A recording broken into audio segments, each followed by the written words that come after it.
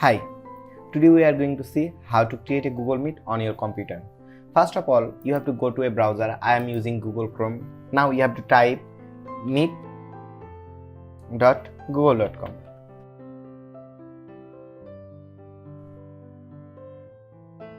Here you have to click on new meeting.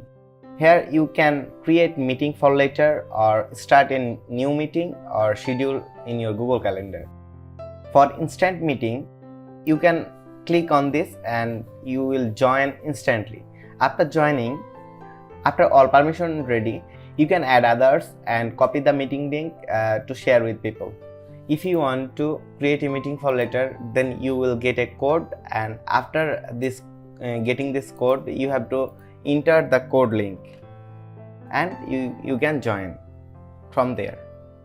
If you want to schedule in Google Calendar, then your Google Calendar will be open in a new tab or new window. Then you can simply add details to there and save it.